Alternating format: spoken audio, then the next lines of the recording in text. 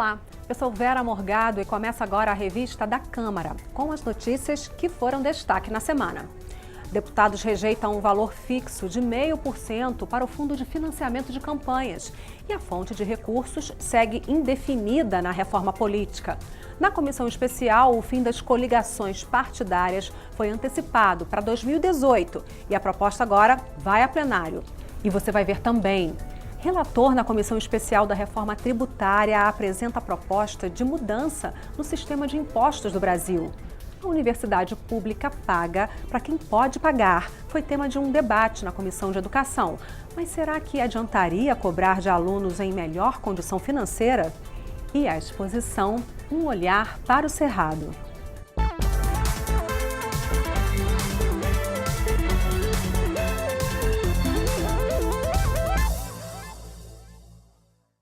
Em semana agitada no plenário da Câmara, o assunto principal foi a votação de alguns itens da reforma política. Os deputados rejeitaram a vinculação de 0,5% da receita corrente líquida da União ao Fundo Público para campanhas eleitorais, o que garantiria 3 bilhões e 600 milhões de reais para 2018. Também foi aprovada uma medida provisória que cria a TLP e aumenta os juros praticados pelo BNDES. E outra que trata da renegociação de dívidas dos estados e municípios com a Previdência Social. A medida provisória 778 parcela em quase 17 anos as dívidas de mais de 90 bilhões de reais que estados e municípios têm junto à Previdência Social. Também dá desconto nos juros e multas. São praticamente 4.500 municípios que têm essa dívida, que certamente com o parcelamento ampliado terão condições de fazer esse pagamento e, consequentemente, poupar dinheiro no momento de crise que os municípios têm sofrido muito com a falta de recursos para fazer investimentos. Certamente esse é um recurso importante para cada município, que já é, no nosso pacto federativo, o ente que mais sofre porque é o que menos arrecada. O governo provoca uma recessão que faz com que haja queda de arrecadação.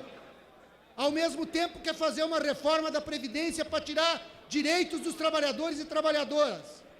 E aceita fazer refis para grandes grupos econômicos e também para as prefeituras não pagar a Previdência. Esta história de a cada um pouco ter uma renegociação de dívidas previdenciárias faz com que muitos prefeitos deixem de pagar a Previdência sabendo que depois vem uma renegociação. Mas assim como já vem acontecendo nas últimas semanas, o que concentrou mais esforços dos deputados foram as negociações em torno da reforma política. Uma das propostas avançou no plenário esta semana. Os deputados decidiram que o texto vai ser votado em partes. Também vieram as primeiras decisões sobre o conteúdo. A ideia de criar um mandato de até 10 anos para membros dos tribunais de justiça e de contas deveria ou não fazer parte da reforma política. Não é possível um ministro ser indicado com 45 anos e ficar durante longos 35 anos ocupando a cúpula das mais altas cortes desse país. O ideal seria que retirássemos do texto esse trecho, se transformasse em proposição autônoma, que é isso que estamos solicitando de acordo com o regimento, e essa proposição autônoma seria tratada na arena adequada dessa casa, que é a comissão especial. O assunto acabou sendo retirado e agora é uma outra proposta independente. Outro trecho retirado foi a reserva de 0,5% do orçamento federal para financiar campanhas em anos eleitorais. Todos os partidos concordaram com essa retirada. De fato, é um escárnio. É quase obscena essa proposta de 3 bilhões e 600 milhões, quando as universidades estão praticamente declarando o fechamento das suas atividades, o desemprego com 14 milhões de brasileiros à míngua, e nós aqui tentando, especulando a possibilidade de criar mais um fundo para financiamento da política. Nós somos contra. Nós queremos, na verdade, não só retirar o 0,5, como também não permitir a criação do fundo, de uma forma que está embutido aí, na hora que você vota a exclusão da alíquota, a criação do fundo. Nós não queremos essa alíquota e não queremos também um fundo. Um fundo público de valor baixo é importante para uma democracia saudável. Outros países do mundo fazem isto e tem, inclusive, muito mais recurso que sobra para a saúde e para a educação, porque com um financiamento republicano de baixos valores de pessoas físicas. A votação dos principais pontos desta proposta de reforma política, a criação de um fundo público para financiar campanhas eleitorais e a mudança na forma de eleger deputados, acabou ficando para a semana que vem. Esses assuntos ainda dividem os deputados. Também foi aprovado o texto principal de uma outra medida provisória, a 777, que troca a taxa de juros usada pelo BNDES na hora de financiar projetos. Na prática, o juro vai ser maior do que o atual. Para o governo, isso vai diminuir o prejuízo que os cofres públicos têm com subsídios. Já a oposição diz que isso vai frear os investimentos. Na prática, aumenta os juros. A consequência é, primeiro, desidratar as instituições públicas de crédito e favorecer os bancos privados. O que nós vamos fazer é fortalecer a sociedade brasileira com juros mais baixos. Aqueles aposentados que estão pegando recursos dos bancos vão ter juros menores. Esse é o objetivo. E o BNDES, ele será fortalecido, porque ele vai continuar com o papel dele. Não adianta dizer que vai querer destruir o BNDES, que isso é conversa da oposição. A TLP, essa nova taxa a ser usada nos financiamentos concedidos pelo BNDES, começa a valer a partir de 1º de janeiro do ano que vem. Veja como ela vai funcionar. Cálculo. A TLP será a soma de 2 componentes, a previsão de inflação, IPCA, e a média trimestral dos juros de um título público com prazo de resgate de 5 anos. O Conselho Monetário Nacional vai definir a metodologia de cálculo e caberá ao Banco Central divulgar o valor da taxa todos os meses. Validade. Em 1º de janeiro de 2018, haverá um período de transição de 5 anos para que a TLP entre totalmente em vigor. Redutor. Entre 2018 e 2022, será aplicado um redutor sobre os juros do título público. O redutor será necessário para deixar a TLP igual à TJLP. O redutor será retirado paulatinamente e, a partir de 2023, a TLP vai passar a incorporar os juros integrais dos títulos públicos. E a TJLP? Contratos firmados pelo BNDES com base na TJLP até 31 de dezembro de 2017 vão continuar em vigor até que sejam amortizados. A medida provisória 777 precisa ser votada até 7 de setembro nos plenários da Câmara e do Senado para não perder a validade. E além do plenário, outros pontos importantes da reforma política foram debatidos em comissões. Uma delas trata dos critérios de distribuição dos recursos do fundo público para financiamento de campanhas entre os partidos e a duração das campanhas, de 45 ou 60 dias. Essa é a 6ª versão do relatório e com novidades. Candidaturas de prefeito, governador e presidente deverão ter pelo menos uma mulher. Por exemplo, se o candidato a governador for homem, o vice deverá ser mulher. Mas o ponto mais disputado dessas regras é a divisão dos recursos públicos. Do total de recursos do Fundo de Financiamento para a Democracia, 50% vão ser dedicados para as campanhas de presidente, governador ou senador. 30% para as eleições de deputado federal e 20% para o cargo de deputado estadual ou distrital. Com um detalhe, se, por exemplo, o partido não lançar candidato para um desses cargos, poderá remanejar até 20% do total, mas sempre com limite máximo, o teto de campanha. Para presidente, o valor máximo será de R$ 150 milhões. Nas de governador, o valor varia de acordo com o tamanho do estado, indo de R$ 7 milhões até 30 milhões.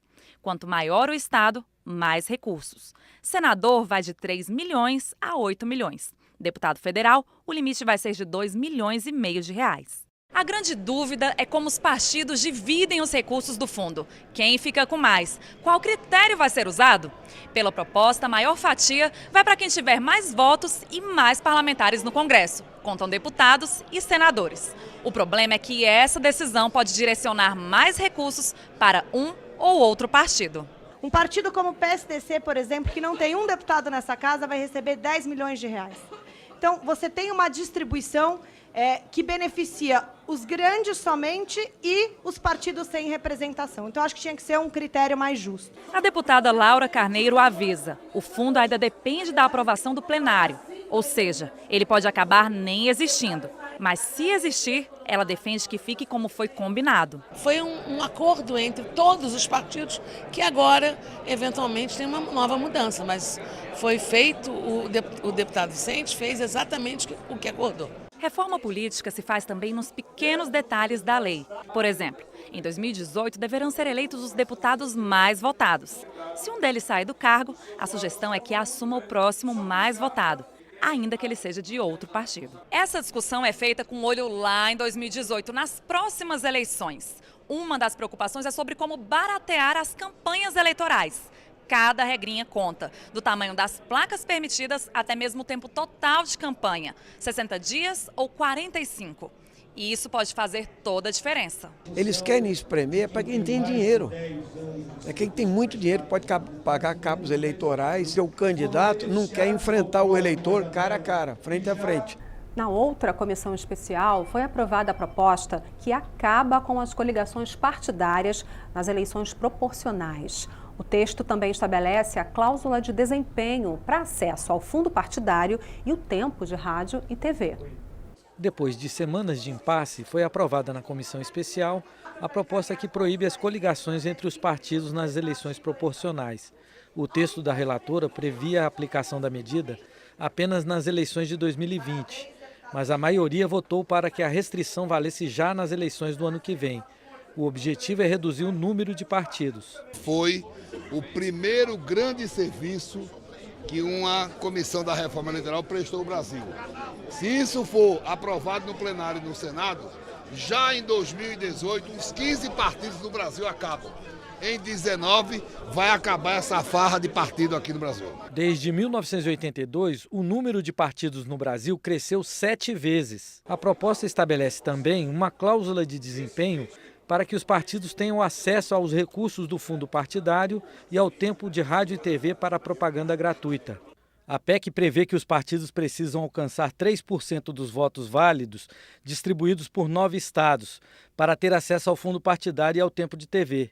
Se elegerem 15 deputados em 9 estados, os partidos também cumpririam a regra, independente do número de votos alcançados. Essa medida valeria a partir da eleição de 2030.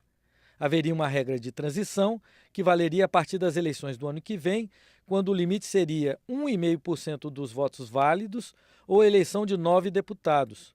Para se ter uma ideia da dificuldade imposta, 1,5% dos votos válidos nas eleições de 2014 representaram 1.600.000 votos. Os partidos que não cumprirem a cláusula de desempenho poderão formar federações partidárias desde que mantenham atuação conjunta nos 4 anos seguintes e em todo o país. O texto, porém, flexibiliza essa regra, permitindo variações estaduais dessas federações. Mas, além disso, tem a tal subfederação. Havia um destaque que, infelizmente, foi retirado, e a subfederação simplesmente é a autorização, está escrito no texto, para fins eleitorais, da coligação nos estados e no Distrito Federal, independente da federação nacional, que é uma alternativa à coligação, de fato, mais duradoura, mais substantiva. Então, o que um princípio anuncia, o outro anula. Não é como era na época da coligação, que se faz e desfaz apenas em função do objetivo eleitoral. As subfederações estão enquadradas na federação. terão o mesmo funcionamento parlamentar. A possibilidade de criar uma subfederação é apenas para considerar a realidade política brasileira, que é muito diversa. Você tem realidades muito distintas. Tem partidos que praticamente inexistem em alguns estados. Portanto, é necessário, reconhecendo as particularidades, criar esse mecanismo. A relatora manifestou confiança na aprovação do texto também pelos plenários da Câmara e do Senado. Há uma necessidade de primarmos pela nossa responsabilidade pública, em darmos essa satisfação à sociedade brasileira. Talvez não seja, como eu falei, a reforma ideal, mas atualmente, diante dos quadros do que existe hoje na casa, é a reforma possível. E o mais importante é a nossa responsabilidade em darmos à sociedade brasileira essa satisfação com esta reforma, que já é sim uma reforma substancial, tratando de representatividade e da desoneração dos cofres públicos com diminuição dos gastos. Você vai ver daqui a pouco aqui na revista da Câmara. Relator na Comissão Especial da Reforma Tributária apresenta a proposta de mudança do sistema de impostos no Brasil. Universidade pública paga para quem pode pagar. Foi tema de debate na Comissão de Educação. Mas será que adianta cobrar de alunos em melhor condição financeira? É só um instante.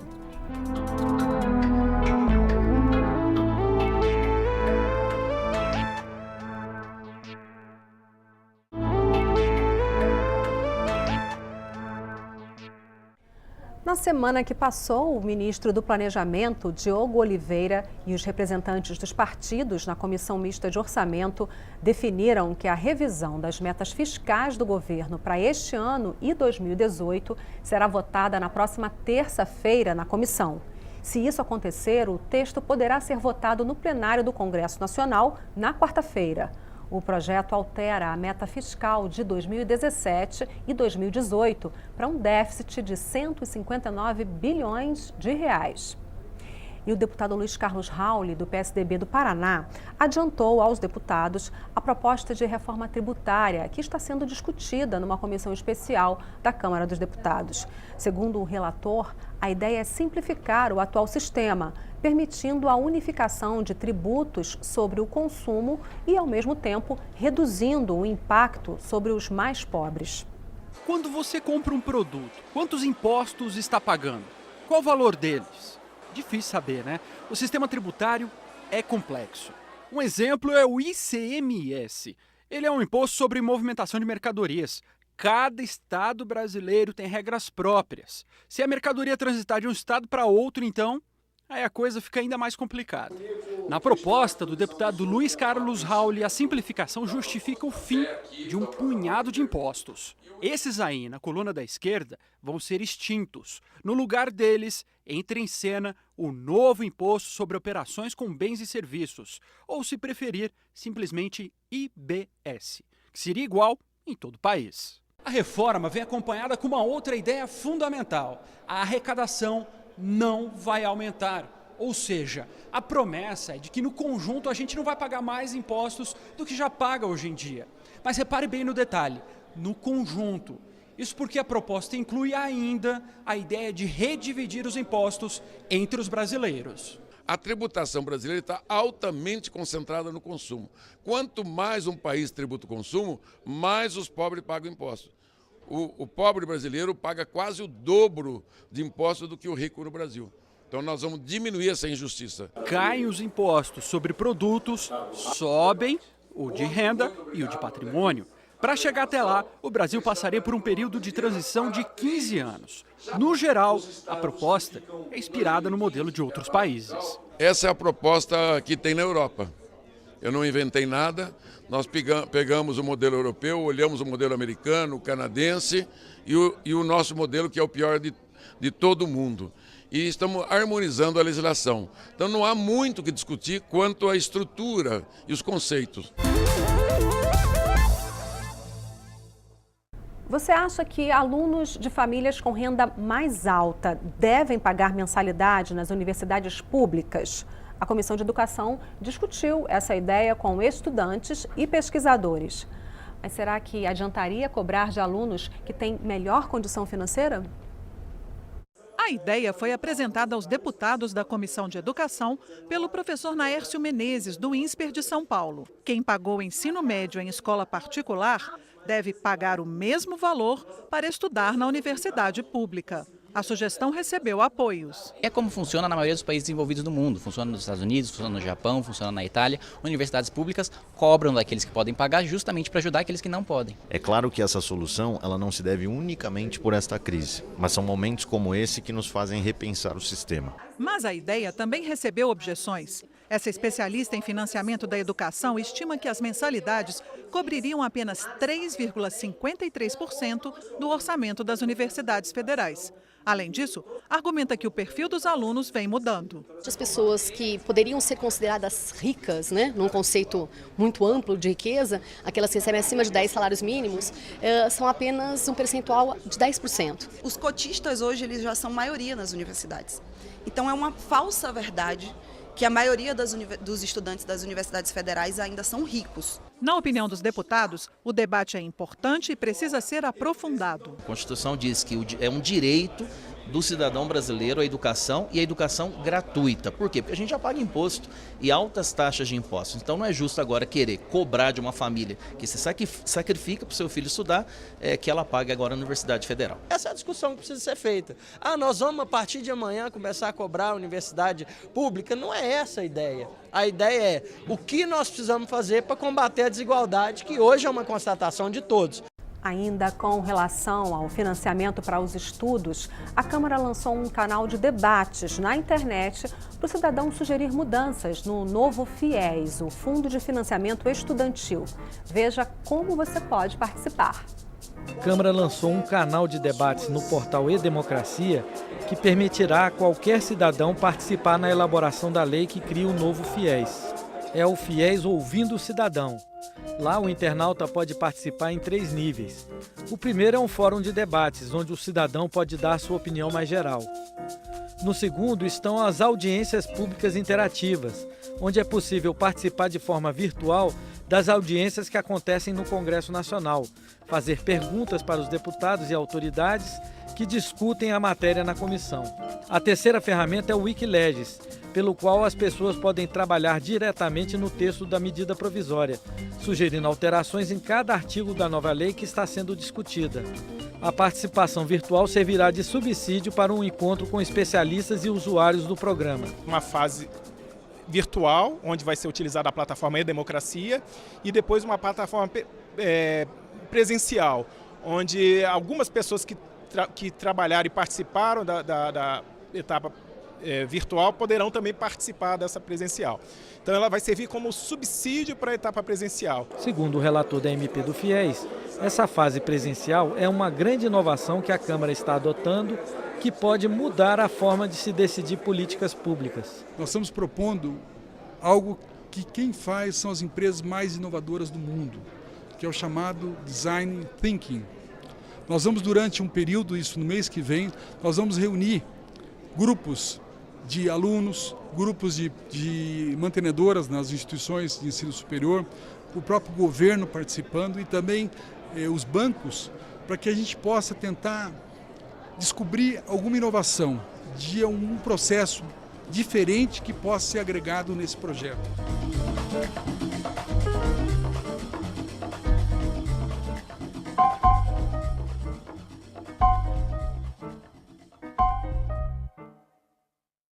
Um grupo de propostas analisadas em conjunto aqui na Câmara pode mudar a forma como são autorizados os empreendimentos agropecuários ou obras, como rodovias, por exemplo. A necessidade de licenciamento ambiental pode cair ou ser bastante reduzida. Quem quer desenvolver atividades agropecuárias ou fazer obras de infraestrutura precisa ter licença dos órgãos de proteção ao meio ambiente. Conseguir a autorização costuma ser complicado e levar muito tempo. 20 propostas para simplificar o processo estão sendo analisadas em conjunto pela Câmara. A primeira é de 2004. Na Comissão de Finanças e Tributação, o relatório apresentado no início de agosto pelo deputado Mauro Pereira, do PMDB do Rio Grande do Sul, prevê, por exemplo, que a atividade agropecuária não vai mais precisar de licença, desde que o imóvel seja regular ou esteja em processo de regularização. Rodovias e ferrovias não vão mais precisar de licença de operação no final das obras. Vai bastar a licença de instalação concedida antes do início do projeto. O estudo de impacto ambiental fica dispensado para empreendimentos considerados mais simples. Diminui a possibilidade de suspender uma licença quando o empreendimento descumprir as condições estabelecidas. E os estados passam a definir o rito do licenciamento. Hoje, eles precisam seguir parâmetros dos órgãos federais. Os órgãos que cuidam do licenciamento concordam em reunir as regras numa lei única e mais simples. Mas, num parecer enviado à Câmara, o IBAMA diz que, do jeito que está, o relatório tem problemas e gera insegurança. Nessa quarta-feira, a reunião prevista para votar o texto foi adiada para tentar um acordo. Nós conseguimos evitar a aprovação de um texto muito ruim, muito desequilibrado, que colocaria em risco todo o patrimônio genético, toda a biodiversidade brasileira, com o fim do licenciamento ambiental. Nós queremos um acordo que consiga equilibrar essas duas coisas, preservação do meio ambiente e desenvolvimento econômico com geração de emprego e renda. Eu me sinto muito esperançoso com esse processo. Eu acho que tem grandes chances de chegar a esse acordo, sabendo que quarta-feira que vem, independente se houver ou não consenso ou fazer novas reuniões, vai ser a votação desse projeto aqui na comissão. Falando em preservação ambiental, para lembrar o Dia do Cerrado, comemorado no próximo dia 11 de setembro, a Câmara dos Deputados lançou uma exposição chamada Um Olhar para o Cerrado. A repórter Mariana Pichitzky foi lá conferir. O Cerrado é o segundo maior bioma da América do Sul.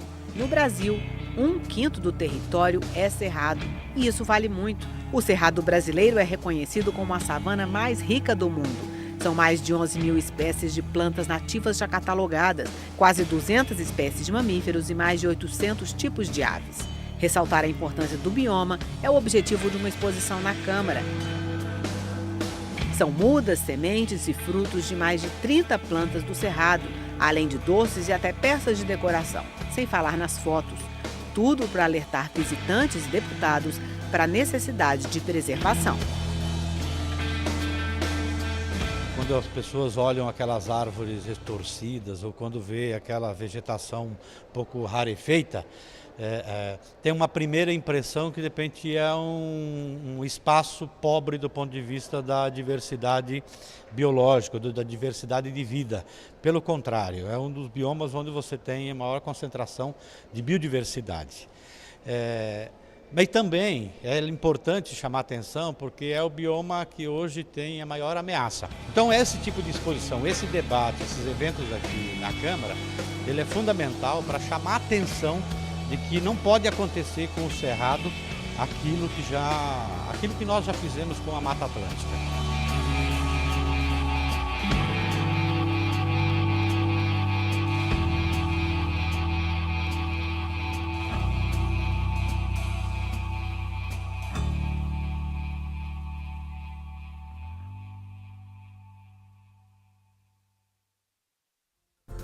É isso, você pode rever a revista da Câmara na nossa programação também pela internet. O endereço é noticias.câmara.leg.br. Muito obrigada pela sua companhia. Tchau!